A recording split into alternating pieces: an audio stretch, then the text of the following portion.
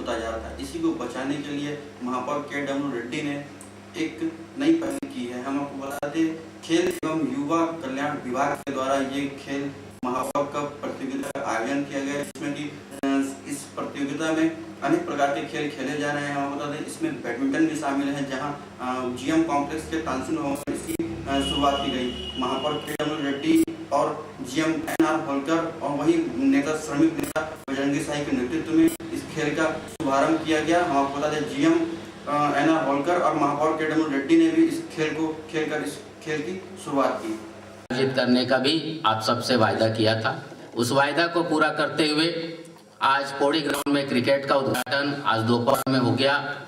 वो कंटिन्यू चलता रहेगा। चिरमिरी के 3 खेल मैदानों में, पौड़ी, हीरागीर और गोदरीपारा। 20 तारीख से डोमनिल के ग्राउंड में हम लोग फुटबॉल प्रतियोगिता का भी आयोजन कर रहे हैं। और आज बैडमिंटन का जीएम साहब के देखरेख में, उनके सानिध्य में इस तानसेन भवन जैसे भव्य कोर्ट में बैडमिंटन का टूर्नामेंट आयोजित को सभी खिलाड़ियों के पास परिचय ले जाएं।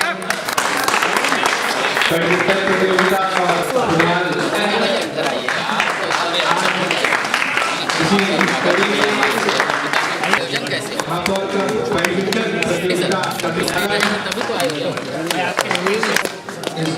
प्रतियोगिता में आए हुए सभी अतिथियों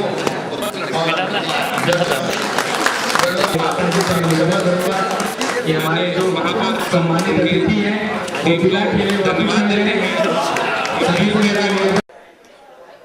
ये बैडमिंटन प्रतियोगिता नगर निगम द्वारा जो तानसेन भवन में आयोजित किया जा रहा है, इसके लिए महापौर जी की जितनी भी प्रशंसा की जाए वो कम है, क्योंकि उन्होंने जो अभी पेपर मेरे ऑफिस में आए थे उसमें उन्होंने फुटबॉल, क्रिकेट, बैडमिंटन ऐसी विभिन्न प्रतियोगिता चिरमिरी नगर निगम वासियों के लिए जो आयोजित की है, ये इसके पहले कभी नहीं हुई थी और इन्होंने बहुत ये स्तुत्य कार्यक्रम रखा है। इसमें जो युवा वर्ग है उनमें बहुत खिलाड़ू वृत्ति का और बहुत उत्साह का वातावरण निर्माण हुआ है। सब जगह चाहते, क्योंकि आपने स्पेशली कोरिया डिस्ट्रिक्ट और चिरमिरी क्षेत्र में इस टाइम में क्रीड़ा का बहुत अच्छा माहौल है और खेल कूद का, क्योंकि हम लोगों के छत्तीसगढ़ के क्रीड़ा मंत्री और युवा एवं श्रम, ये तीनों डिपार्टमेंट जिनके पास है, ऐसे हमारे बहुत लोकप्रिय मंत्री जी भैयालाल राजवाड़े जी है, उन्हीं का एक क्षेत्र है। और कोरिया डिस्ट्रिक्ट में इस टाइम में खेल कूद का बहुत अच्छा वातावरण है और उसी में बिल्कुल जैसे दूध में शक्कर बोलते हैं, वैसे महापौर जी ने ये कार्यक्रम यहाँ पे चिरमिरी वासियों के लिए लिया है। ये बहुत अच्छा स्तुत्य कार्यक्रम लिया है इन्होंने और मुझे इससे बहुत हर्ष हो रहा है, क्योंकि इसमें ज़्यादा से ज़्यादा जो लोक संख्या है, करीब 7 से 8 हज़ार कर्मचारी हम लोगों के यहाँ पे चिरमिरी नगर निगम में है और इसका अंदाज लगाया जाए तो करीब 30 से 35 हज़ार लोक संख्या है जो कोल इंडिया से रिलेटेड है और इनके बच्चे भी इसी खेलकूद में आते हैं और जब भी बात करते हैं अभी बाहर में जो बात चल रही तो यही खेलकूद की ही बात चल रही है और ये बहुत स्तुत्य कार्यक्रम है, ये बहुत अच्छा आयोजन है। उसके लिए महापौर जी की और ये आयोजन कमेटी की जितनी भी प्रशंसा की जाए कम है। मेरी तरफ से एज एसीसीएल मुखिया चिरमिरी के क्षेत्र का के नाते मैं जो भी इसके लिए योगदान देना है, क्रीड़ा भवन का जो उपलब्ध कराना, ग्राउंड उपलब्ध कराना और जो भी सहयोग है वो हमेशा ऐसे स्तुत्य कार्यक्रम में हम पीछे नहीं हटेंगे जो कंपनी प्रावधान में है और हम अपना वैयक्तिक योगदान इसमें देते रहेंगे और ऐसे कार्यक्रम जब भी ये लोग आयोजित करेंगे इसमें हम लोगों का सहभाग जरूर रहेगा रहे और इस युवा खिलाड़ियों की जो प्रतिभा है उसको उजागर करने का मौका दिया जाए और भारतवर्ष में अच्छे से अच्छे खिलाड़ी चिरमिरी से चले जाए, यही हम लोगों की एक आशा है, कामना है। जैसा कि आज सवेरे नगर पालिक निगम चिरमिरी के द्वारा विभिन्न ग्राउंडों में कहीं पर क्रिकेट, कहीं बैडमिंटन और आने वाले 20 तारीख से फुटबॉल का आयोजन होने जा रहा है, जितनी भी प्रशंसा की जाए महानगर पालिका निगम के महापौर डमरू रेड्डी जी का, उनके MIC के सदस्यों का, नगर निगम पालिका के कर्मचारी अधिकारियों का, वो कम है। मैं अपनी यूनियन की तरफ से, चिरमिरी की जनता की तरफ से इनकी भूर प्रशंसा करता हूं और ईश्वर से कामना करता हूं कि इन्हें भगवान वो शक्ति प्रदान करे कि आने वाले समय में इससे भी और ज्यादा मजबूती के साथ खेल का आयोजन करवाएं, ताकि चिरमिरी के जो बच्चे हैं, जो आज चाहे वो स्पोर्ट्स को बोलिए, गेम्स को बोलिए, जो धीरे धीरे विलुप्ति की ओर जा रहा था, खत्म हो रहा था, उसे एक नया जीवन देने का इन्होंने प्रयास किया है। खेल, गेम्स, स्पोर्ट्स के न होने के कारण युवा पीढ़ी कुछ गलत रास्तों पर जाने के लिए चल पड़ी थी। आज इसके आयोजन होने से उनका ध्यान खेल के प्रति केंद्रित होगा और उसके कारण चिरमिरी में एक नया ऊर्जा का संचार होगा, और जब नया ऊर्जा का संचार बच्चों में होगा, यूथ में होगा, तो चिरमिरी विकास के ओर अपने आप अग्रसर हो जाएगा। मैं पुनः चिरमिरी की जनता की ओर से, अपने संगठन की ओर से महानगर पालिका निगम के महापौर के डमरू जी का बहुत बहुत धन्यवाद ज्ञापित करता हूँ। नगर पालिका निगम चिरमिरी के खेल एवं युवा कल्याण विभाग के द्वारा महापौर कप की शुरुआत की गई। इस महापौर कप में क्रिकेट का भी आयोजन किया गया, जो बीते दिनों इसकी शुरुआत की गई। इस आयोजन में सबसे पहले क्रिकेट के इस मैच में हल्दीबाड़ी के आदर्श मेमोरियल और पुणे के ब्लैक पॉइजन टीम के द्वारा खेला जाना था, जिसमें टॉस जीतकर हल्दीबाड़ी के आदर्श मेमोरियल के द्वारा क्षेत्र रक्षण करने का फैसला लिया गया। पहले बैटिंग करने आई ब्लैक पॉइजन की टीम ने 88 रन का लक्ष्य हल्दीबाड़ी के आदर्श मेमोरियल के सामने रखा, जिसमें कि 6 विकेट शेष रहते ही आदर्श मेमोरियल ने पुणे के ब्लैक पॉइजन टीम पर जीत दर्ज की। इसको लेकर महापौर भी काफी उत्साहित रहे और यह खेल लगातार जारी है, जिसमें युवाओं की खेल प्रतिभा को निखारने के लिए महापौर के द्वारा महापौर कप का आयोजन चालू है। जहाँ तक महापौर कप क्रिकेट की बात है या फुटबॉल की बात है, बैडमिंटन की बात है, ये एक बहुत सकारात्मक सोच महापौर की है, जिसको कोट में बधाई अपनी ओर से, चिरमिरी की जनता की ओर से, कोयला मजदूर सभा SMS की ओर से मैं इनको देता हूँ। इसी प्रकार की सोच इनको और आगे ले जाएगी और चिरमिरी के जो युवा हैं उनको एक अच्छा प्लेटफार्म मिलेगा, ताकि जैसा कि महापौर जी ने कहा पहले कि वो जो चिरमिरी में युवाओं में एक बुराई व्याप्त होते जा रही है, उससे भी दूर होने का एक सार्थक प्रयास है ये। नगर पालिका निगम चिरमिरी के महापौर जी ने भी चिरमिरी क्षेत्र में विभिन्न खेलों को प्रोत्साहन देने के उद्देश्य से क्रिकेट, फुटबॉल और बैडमिंटन 3 टूर्नामेंट अभी करवाने का निर्णय लिया है और सराहनीय कदम है चिरमिरी क्षेत्र के युवाओं के लिए, खिलाड़ी। चिरमिरी क्षेत्र एक ज़माने में खेल के इतिहास के लिए जाना जाता है। हमारे यहाँ एक स्वर्णिम इतिहास रहा है खेल के क्षेत्र में। विभिन्न आयामों को हमारे शहर के पुराने खिलाड़ियों ने प्राप्त करके हमारे शहर के नाम को एक ख्याति देने का काम किया था। महापौर बनने से पहले मैंने जब जनता के संपर्क में, जनसंपर्क में था, तो उस समय मैंने ये महसूस किया कि एक अच्छा खेल होना चाहिए और एक जो परिपाटी और परंपरा हमारी विलुप्त हो गई है, हमारे यहाँ के खिलाड़ियों को मंच के न दे पाने के कारण खिलाड़ियों का उत्साह कम हो गया है।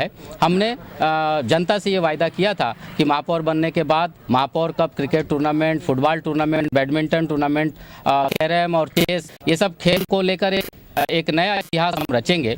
आज हमने अपने वायदे के अनुसार चिरमिरी नगर निगम की ओर से महापौर कप क्रिकेट प्रतियोगिता का आज उद्घाटन किया है। क्रिकेट हमारे 3 ग्राउंड में चलेंगे, ये पौड़ी, डोमानील, पौड़ी, हीरागीर और गोदरीपारा। और चिरमिरी के हल्दीबाड़ी मोहन कॉलोनी में रामलीला का आयोजन किया गया है। हम आपको बता दें, ये रामलीला पिछले कई वर्षों से की जा रही है। तो इस पूजा की शुरुआत महापौर के डमरू रेड्डी के हाथ से की गई। इस पूजा में लगभग ये पूजा 15 तारीख से शुरू हुई है और 22 तारीख तक चलेगी। हम आपको यह भी बता दें कि यहाँ शाम होते ही यहाँ पर श्री राम जी की कथा शुरू हो जाती है और लोग बड़े ही उत्साह के साथ राम जी की कथा की वचन को बड़े ही ध्यान से सुनते हैं और भक्तिमय रस में डूबे नजर आते हैं। के द्वारा दिया जाएगा, ये रहेगा। सभी श्रोता से मेरा आग्रह है कि खीर प्रसाद ग्रहण करने के बाद ही यहाँ से जाएंगे।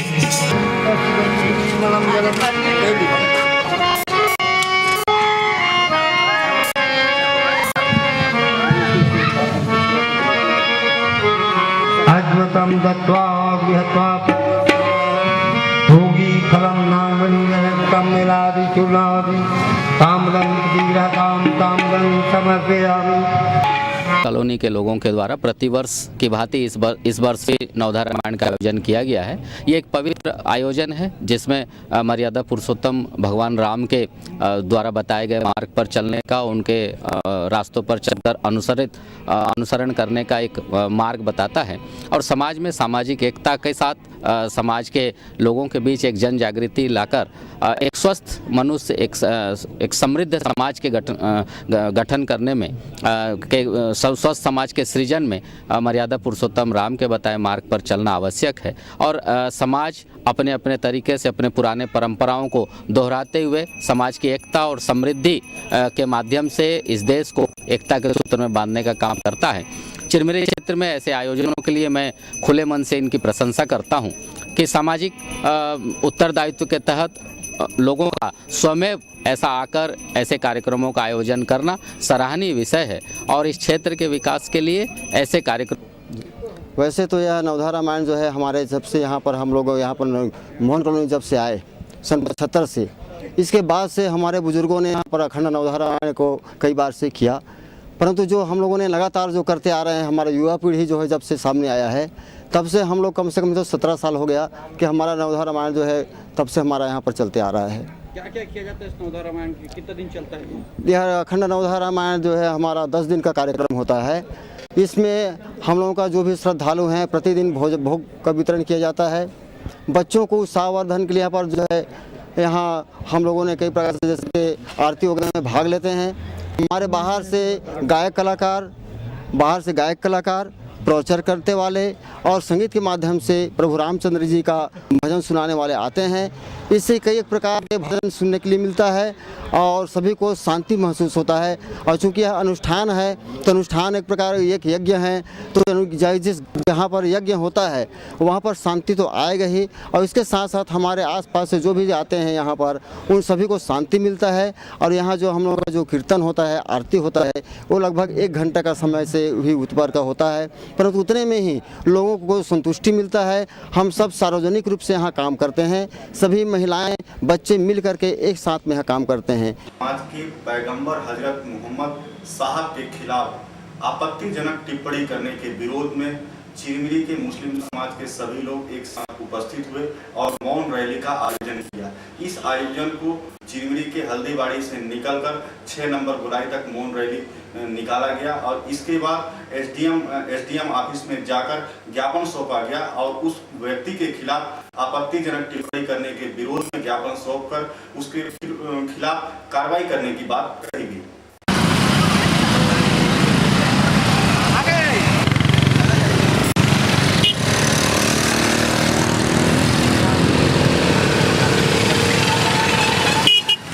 हजरत पैगंबर साहब के शान में गुस्ताखी की गई है, जो टिप्पणी की गई है उसके लिए चिरमिरी एरिया के मुस्लिम समाज के सभी अंजुमनों को लोग मिलकर एक मौन रैली निकाली है और जो हल्दीबाड़ी से होके बड़ी बाजार होते हुए गुदरीपारा होते हुए एसडीएम ऑफिस में कार्यालय में ज्ञापन सौंपा है।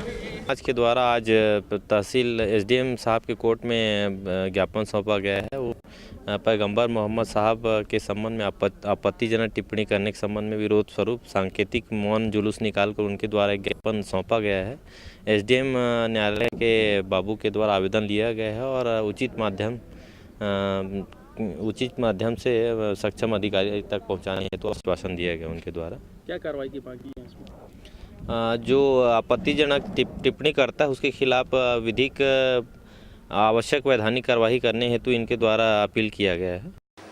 शाहरुख खान के विवादित टिप्पणी को लेकर जिस तरह पूरे देश में एक राय हुआ कि कहीं ना कहीं पाकिस्तान के सपोर्टर बनने का जिक्र किया जा रहा है, इसी को लेकर बजरंग दल और अखिल भारतीय विद्यार्थी परिषद के छात्रों ने शाहरुख खान की नई फिल्म दिलवाले रिलीज होते ही पोस्टर फाड़ना शुरू कर दिया। चौराहों में घूमकर पोस्टर को फाड़े और पोस्टर में आग भी लगाया। इसके साथ ही उनका यह कहना है कि पाकिस्तान का सपोर्ट करने वाले शाहरुख खान की फिल्म हिंदुस्तान में रिलीज नहीं होनी चाहिए। इसी को लेकर काफी शोर शराबा भी हुआ और भारी रूप से नारेबाजी की गई।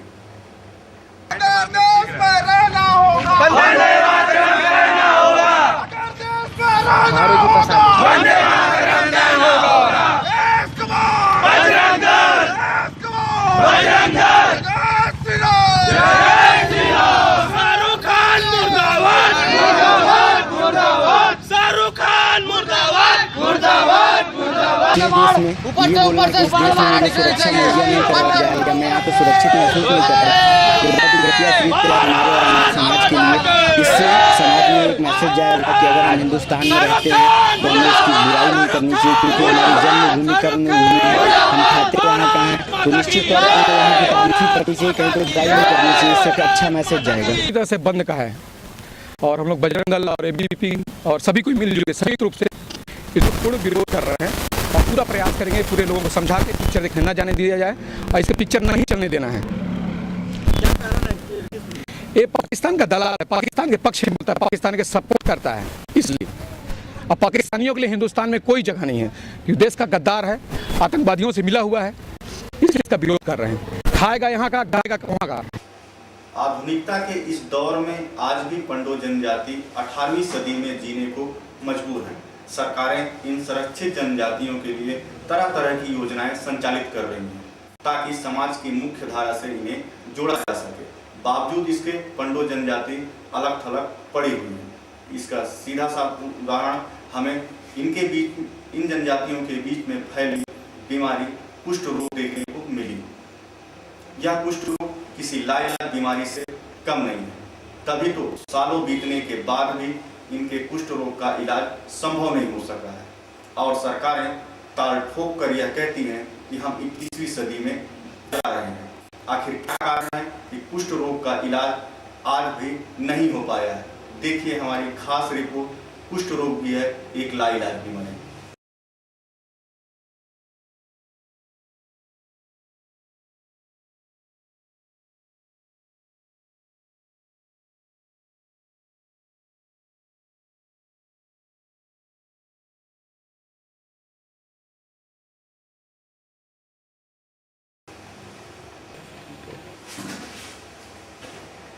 कोरिया जिले का सीमावर्ती गांव कलवा में 10-12 पंडो जनजाति का एक पूरा समूह निवास करता है। समाज से कोसों दूर पंडो जनजाति का परिवार सरकारी योजनाओं से वंचित है।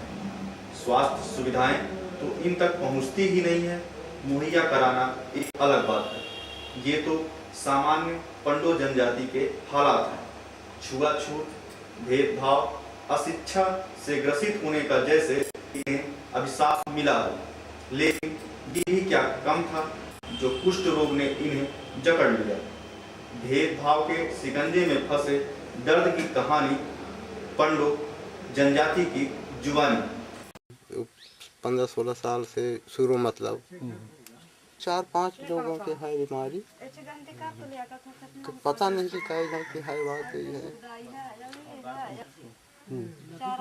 नदिया के पानी पिया था ना, दूसरा काज उगाड़ा हेड पंप तो है तो नहीं करियो के कुछ नहीं। एक दवा दे रही ने, घाव इतना बड़ी शीशी दे रही ने, फिर साबुन दे रही, धोए की तो ऐसे मालिश करके दे रही। ये कहाँ ये मालिश हो, ये कुछ नहीं इतना से बीमारी है। और 3 लोगों का है बीमारी कुष्ठ रोग की, और नदी का पानी पीते हैं, हेड पंप का पानी पूरा लाल हो जाता है। सरकारी योजनाओं का कुछ फायदा मिल पा रहा है? सरकारी योजना का कोई फायदा नहीं मिल रहा है। सरकार में बैठे जनप्रतिनिधि 5 साल की राजनीतिक सफर में राजनीतिक चश्मे से जनता को देखते हैं। 21वीं सदी का सपना दिखाकर 18वीं सदी में जीने को मजबूर करते हैं। इन जनप्रतिनिधियों की राजनीति पंडो जनजाति के कुष्ठ रोग पीड़ित परिवार के प्रति इनकी जिम्मेदारी संवेदना के रूप में भी क्यों व्यक्त नहीं होती है? जब भी ऐसे मसलों पर सवाल आता है तो रटा रटाया सा जवाब जनता को मिलता है कुछ इस तरह से। अगर ऐसे मरीज मिले हैं तो अभी तक तो मुझे जानकारी नहीं थी। अगर ऐसे हैं तो मैं तत्काल वहाँ स्वास्थ्य विभाग का अमला भेज के उनका निरीक्षण करवा के परीक्षण करवा के, अगर ऐसे मरीज हैं तो उनको तत्काल इलाज के लिए हम पहल करते हैं। और यहाँ अगर हो रहा है तो ठीक है, नहीं तो हम रायपुर तक भेज सकते हैं उनको।